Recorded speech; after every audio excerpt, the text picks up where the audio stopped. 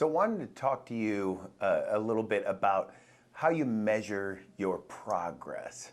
You see, there are actually many ways to measure if we're making progress in our fitness and our nutrition, but we tend to focus on one only. The biggest thing we tend to focus on, and I bet maybe you've been there yourself, is the scale. Now, you'll hear people say the scale doesn't matter, throw away the scale. Well, the scale does matter. It is just a piece of information. It's one piece of information out of many.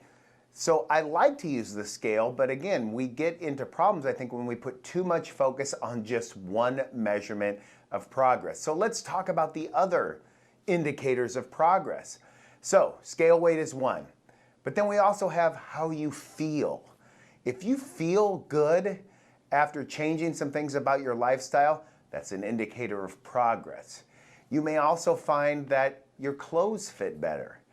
See, it's been said the scale lies, but that your clothes tell the truth. If your pair of pants or you've got a top that is fitting better than it has, you are making progress no matter what the scale says. Then you also have what others may notice about you. See, sometimes when we start making changes, we see ourselves every day, so we don't really fully appreciate what is transforming in us, but other people can often see that. Now, another piece of important information if we're making progress is also our performance. Are you getting stronger? Are you able to function better? Is your flexibility better? This all goes into that feeling. You know, if that's all improving, you're making progress. Now, most of us here are looking to improve what is called the body composition. And that is also a very good measure of progress.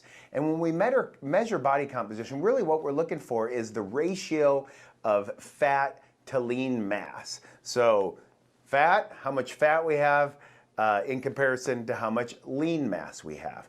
Now, more lean mass is typically desirable because it helps us, we're more toned, our metabolism is higher because muscle requires calories, whereas fat is nothing but stored calories.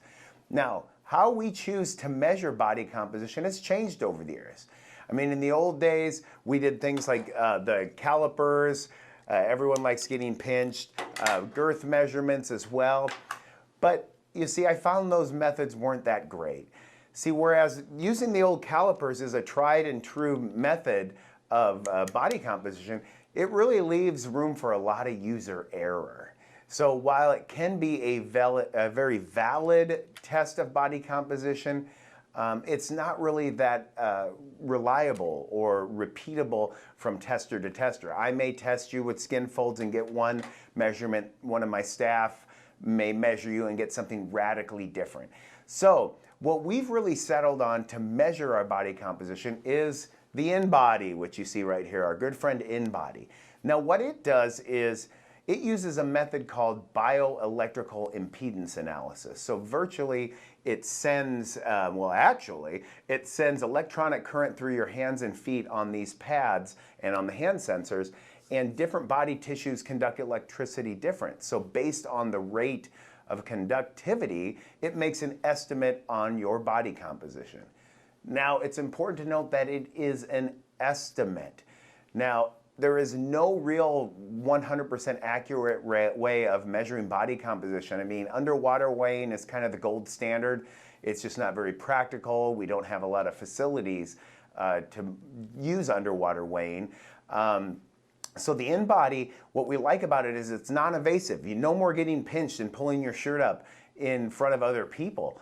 But it's very reliable. I can measure you on an InBody. Any of my staff, desk personnel, anyone can measure you, and it's going to be very repeatable. The results are going to be very much the same, whereas calipers rely on a lot of skill. Now, it's important to say, I mentioned that it is an estimate of body composition. So keep that in mind. As it works, there are things we can do, though, to ensure that we have the most reliable test results as possible.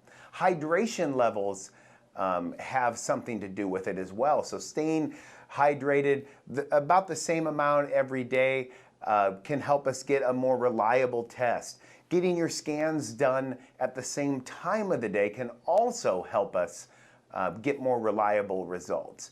So what we do is we plot data points over time, and that's going to help us really understand how you're changing and how you're making progress. So we test our members at least once a month, more if you request. InBody is here for you just as we are to keep measuring your progress.